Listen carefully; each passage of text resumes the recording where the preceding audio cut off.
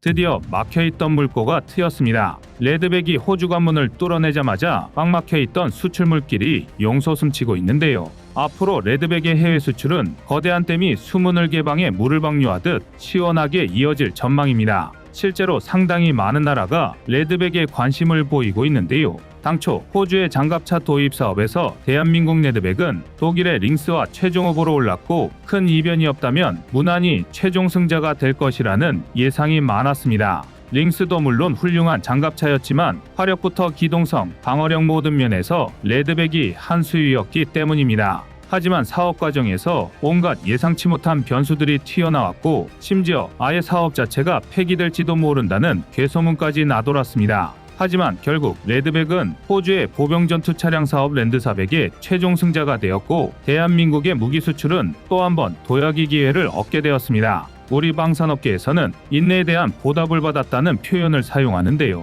그도 그럴 게 대한민국 방위산업이 이처럼 승승장구할 수 있는 요인에는 기술 개발과 함께 세계 최고 수준의 공업력을 바탕으로 한 생산, 제조 인프라가 자리하고 있습니다. 특히 대한민국의 이곳은 전 세계 어느 나라의 어떤 도시와도 다른 독보적인 인프라를 자랑하고 있는데요. 그래서 준비했습니다. 오늘은 전 세계 방산 시장을 장악한 대한민국 무기체계의 총본산에 대해 알려드리겠습니다.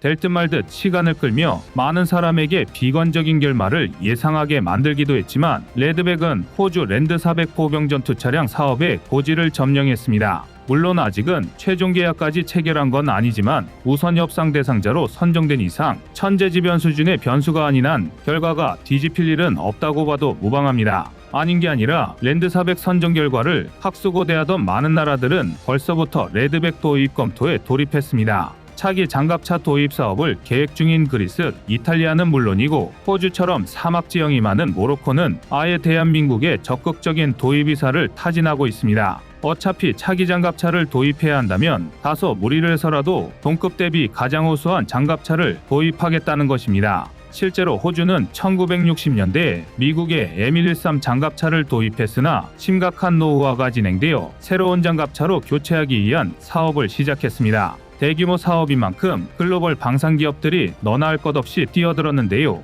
독일 라인메탈사의 링스, 영국 BAE 시스템즈의 CV90, 제너럴 다이내믹스의 에이젝스 등과 함께 하나에어로스페이스의 레드백도 도전장을 내밀었습니다. 그러나 최종 후보로 오른 것은 레드백과 링스 두 개 기종이었고 이번 레드백의 승리로 호주군은 2027년 하반기부터 레드백 129대를 순차적으로 배치할 계획입니다. 아직은 우선 협상 대상자의 위치지만 최종적으로 계약 체결이 되면 레드백은 2024년에 완공 예정인 호주 질롱의 HAS 공장에서 현지 생산될 예정입니다. 이곳에서는 레드백뿐만 아니라 K9의 호주형 버전인 AS9도 생산됩니다. 호주의 방위산업부 장관인 패커노이는 레드백 도입에 대해 호주 육군 역사상 가장 규모가 큰 사업 중 하나라고 말하며 무엇보다 놀랄만한 것은 초도 물량 인수가 본래 예정보다 2년이나 빠른 2027년부터 시작될 것이라며 만족감을 표시했습니다. 그런데 반대로 분위기 파악 못하고 레드백 도입에 부러움이 시선을 거두지 못하는 나라가 있는데요.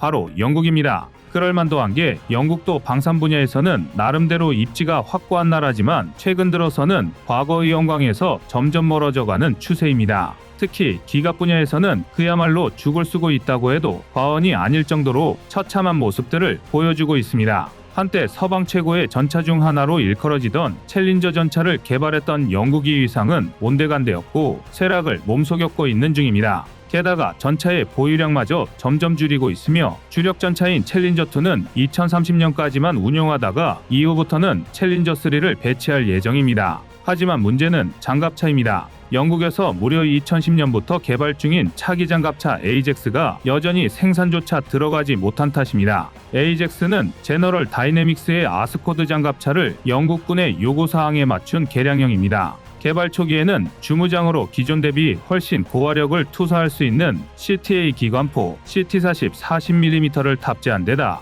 첨단 센서를 탑재한 고성능 장갑차로 많은 기대를 모았는데요. 실제로 영국군은 파생형까지 합해 모두 589대라는 막대한 수량의 에이젝스를 생산할 예정이었습니다. 상비군 숫자가 고작 8만 2천 명 수준인 영국 육군의 병력 규모를 생각하면 기계화 전력에 명운이 달려있다고 말해도 좋을 만큼 어마어마한 물량이었는데요. 하지만 역시는 역시라고 영국의 야심찬 계획은 온갖 결함으로 처참히 폭망해버렸습니다. 현재까지 납품된 에이젝스는 고작 26대에 불과하며 589대가 언제까지 납품 완료될지는 그 누구도 장담할 수 없는 상황입니다. 오죽하면 영국의조차 에이젝스 문제는 해결될 기미가 보이지 않는다라고 자포자기하고 있습니다. 에이젝스의 가장 심각한 결함은 소음과 진동입니다. 소음과 진동이 얼마나 심한지 이로 인해 승무원의 비전투 손실까지 발생했습니다. 소음과 진동 때문에 승무원에게 심각한 피해가 발생한다는 말 자체가 언뜻 이해가 잘 되지 않는데요.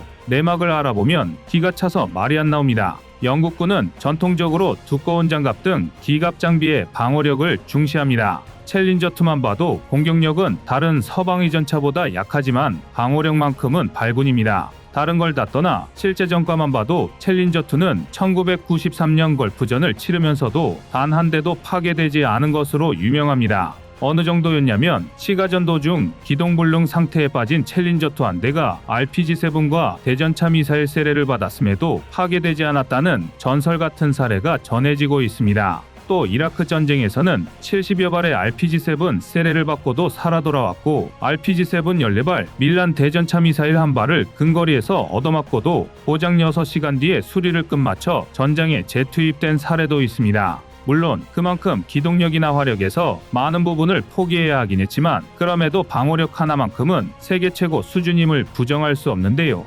영국군은 에이젝스 장갑차에도 장갑 강화를 요구했고 이를 감당하기 위해 엔진도 강화하다 보니 중량이 43톤까지 증가됐습니다. 레드백의 중량도 42톤에 달하는 것을 생각하면 무거운 편이긴 하지만 그렇다고 감당 못할 수준도 아닌데요. 하지만 두 장갑차에는 결정적인 차이가 있습니다. 레드백은 파워팩과 현수장치가 최대 47톤까지 커버할 수 있는 성능이라 기동과 임무 수행에 전혀 문제가 없는 반면 에이젝스의 현수장치는 43톤의 무게를 감당하지 못한 것입니다. 이 현수장치 결함 때문에 에이젝스의 시험주행 중 소음과 진동으로 탑승했던 승무원 30명 전원이 신체적 피해를 볼 정도였는데요. 멀미 따위는 애교에 속하고 관절 부상을 입기도 했으며 심지어 청각에 손상을 입기도 했습니다. 더 놀라운 건 시험 주행 전에 이미 소음 방지 헤드폰을 착용했고 승무원들의 일회 탑승 시간을 100분 이하로 제한했음에도 이런 처참한 결과가 나타났다는 것입니다. 적을 제압하라고 만든 장갑차가 아군 승무원만 잡은 꼴이 된 것인데요.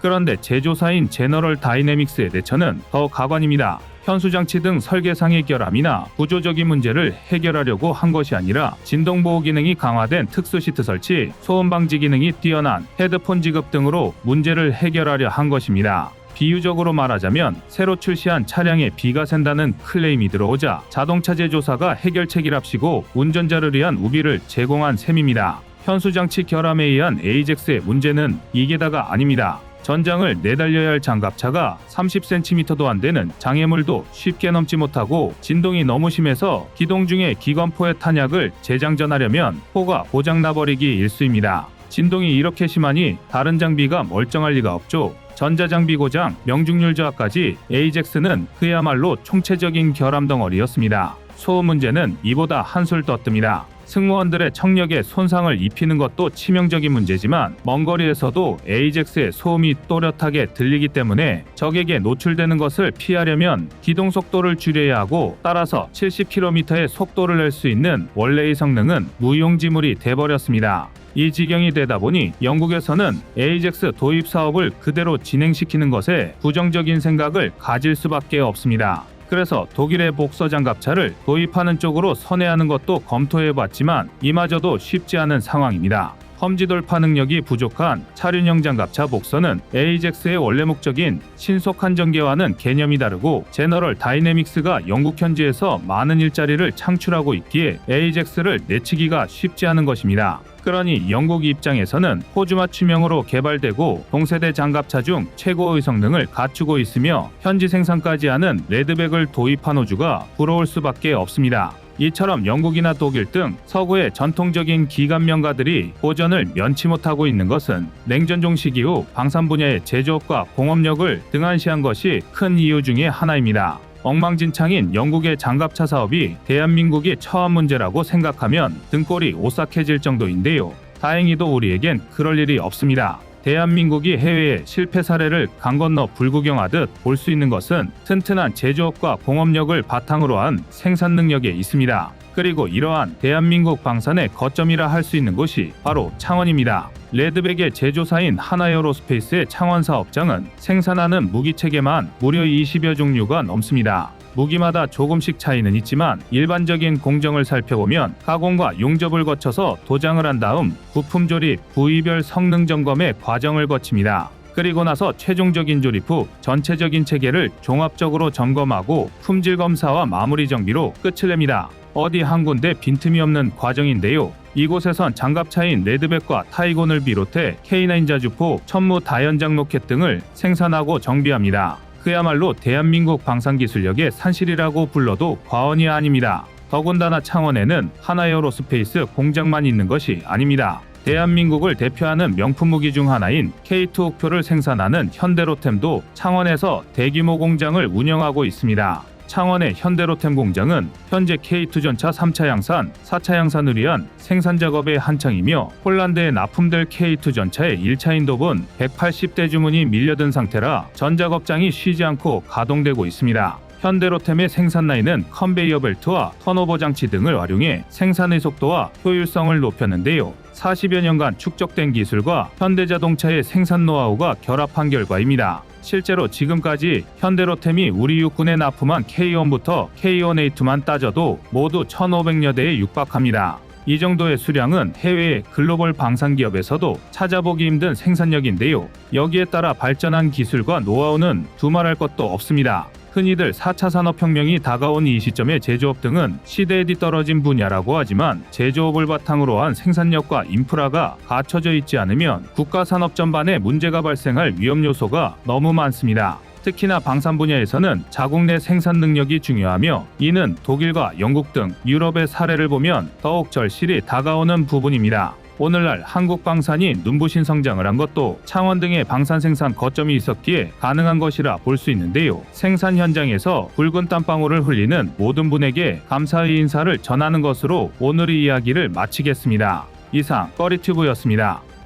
안녕하세요, 꺼리튜브입니다. 그동안 보내주신 사랑과 응원으로 1편 출간에 이어 이번에 꺼리튜브의 새로운 신작 세상에 밝혀지지 않은 현대무기 비하를 출간했습니다. 내용이 어려워 쉽게 다가서지 못했던 군사무기 이야기를 남녀노소 누구나 편하게 이해할 수 있도록 모아봤는데요. 그 누구도 알 수 없던 현대무기 비하의 숨겨진 이야기를 이제 온라인 서점이나 가까운 서점에서 만나볼 수 있습니다. 또 전문적인 군사무기 이야기를 알고 싶다면 꺼리튜브 1편인 대한민국 육해공 군사무기도 준비되어 있습니다.